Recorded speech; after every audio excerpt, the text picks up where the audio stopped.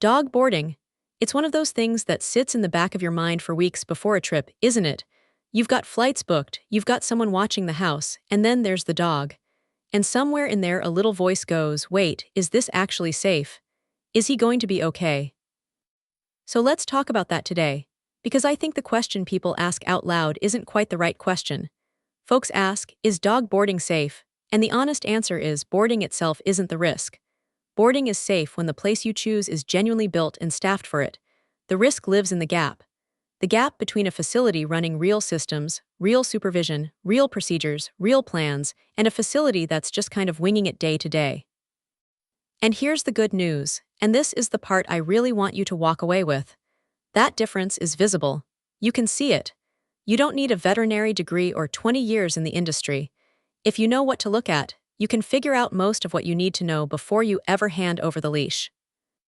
So let's break down what actually causes problems, what to look for, and the stuff that should make you turn around and walk out. Let's start with what actually goes wrong. Because when you dig into serious incidents at boarding facilities, they almost always trace back to one of four things. Too few staff watching too many dogs, poor group matching, dogs together who shouldn't be, missed medical signs, where something was brewing and nobody caught it, and weak vaccination enforcement. Now notice something about that list. None of those are random accidents, not one. Those are process failures, which is actually encouraging because it means a facility with good processes can prevent nearly all of them. This isn't luck, it's systems. I do want to be fair here though. Minor stuff happens even at the best places, and you should expect that. A scratch during play, dogs play with their mouths and their paws, that's just dogs. A bout of loose stool from stress or a change in water and food. A dog who barks himself hoarse that first night because he's confused about where his people went. That's all normal. What matters is that a good facility tells you about it without you having to ask. If you find out about a scrape when you pick your dog up and nobody mentioned it, that's a communication problem, and communication problems tend to come in pairs. Okay, supervision. If you only take one thing from this whole conversation, take this, because supervision is the single biggest factor. Everything else is downstream of it. There are two questions, and you can ask them over the phone in about 30 seconds. 1. How many dogs does one staff member watch during play? 2. What happens overnight? On that first one, during active group play, a reasonable ratio is somewhere around one trained handler for every 10 to 15 dogs, and you adjust that down for big dogs or high-energy groups. Why does that number matter? Because a handler's real job isn't breaking up fights. It's reading body language and interrupting things before they ever become a fight. That stiffening, that hard stare, the dog who stopped taking breaks. Catch that early and nothing happens. But past a certain number of dogs, one person physically can't track that. They're not being careless, they're just outnumbered. Overnight is where facilities differ the most, and it's the thing people forget to ask about. Some places have staff on site around the clock. Some do an evening check and a morning check with camera monitoring in between. And some genuinely just lock the door at 7 o'clock at night. Now there isn't one right answer here. Plenty of dogs sleep fine in a quiet building, but you deserve a straight answer either way. And honestly, a facility that gets vague and mushy when you ask about overnight coverage is telling you something. Listen to that. Next up, vet access. This is the one nobody wants to think about, which is exactly why you should ask. Every facility should be able to answer 3 things without hesitating. Which clinic do you use? How far away is it? And who drives? That last one trips people up more than you'd think. Around here it matters, because after-hours emergency care isn't on every corner. Pflugerville and Round Rock both have overnight and weekend emergency clinics within a short drive, and a facility should know exactly which one it uses, by name, not "oh, there's one nearby." They should also have your authorization on file before anything goes wrong, not scrambling for it at 11 at night. And ask this one too, what happens if you can't reach me?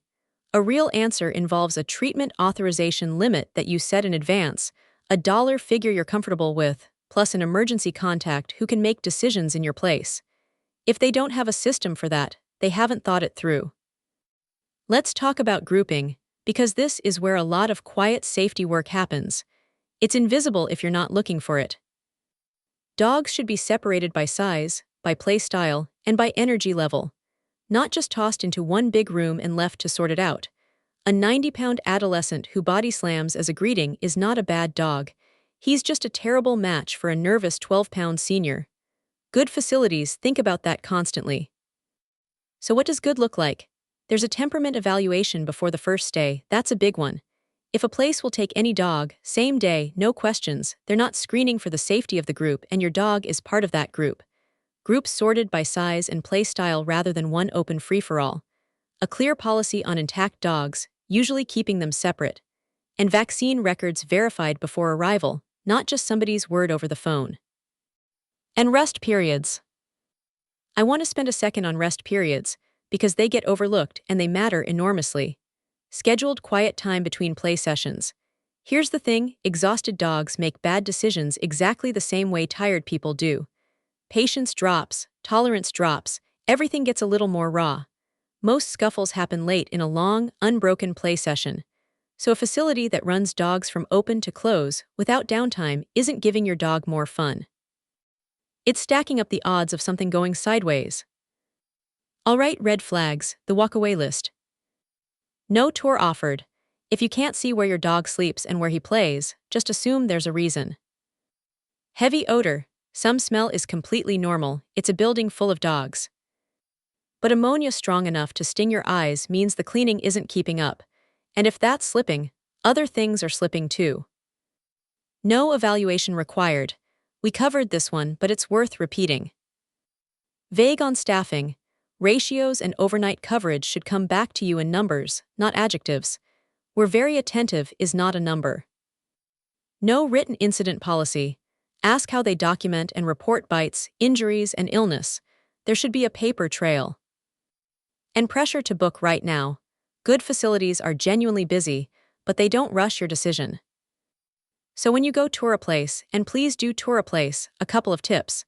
Visit during a busy midday stretch, not at 8 in the morning when the building's calm and empty. You want to see it under load. That's when you learn something. And watch the staff more than the dogs. Seriously, are the handlers in the play area with the group, moving around, redirecting, interrupting, or are they standing against the wall on their phone? That tells you more than any brochure. Some questions worth asking while you're standing there. How many dogs are here right now, and how many staff are on the floor? What's your process if my dog stops eating or just seems off? How do you handle a dog who doesn't really enjoy group play, because not every dog does, and that's fine? And can I get an update or a photo during a longer stay? That last one matters more than it sounds like it does. A facility that's happy to send you updates is a facility that's comfortable with you seeing what's happening. That's a confidence signal. Couple of things specific to our little corner of Central Texas. The heat completely changes the math from May through September. So ask directly, how is outdoor time managed when it's over 100 degrees? Is there shade? Is there water access? Is indoor climate control just part of the normal daily routine rather than something they thought about after the fact? And traffic, honestly. If you're driving in from Round Rock or Hutto before a flight out of Austin, think about drop-off hours that don't shove you onto the 45 or I-35 at the worst possible moment. Small thing, but it's the difference between a calm morning and a stressful one. So the short version. Boarding is safe when supervision is real, when groups are matched thoughtfully, when the vet plan exists on paper before anyone needs it, and when the facility answers your hard questions with specifics instead of vibes. And always trust what you see with your own eyes on a tour over what you read anywhere else. If you're local and you want to come walk through our setup, we're Dog Daycare Pflugerville, over on Piccadilly Drive right here in Pflugerville. We run supervised group play during the day and overnight stays for dogs from Pflugerville, Round Rock, Hutto, and North Austin, with a temperament evaluation before a first stay, and staff who know every dog by name. Come by while the dogs are here. That's the best time to see what we're really like. Give us a call at 737-259-7735. Ask us the hard questions. We genuinely love that.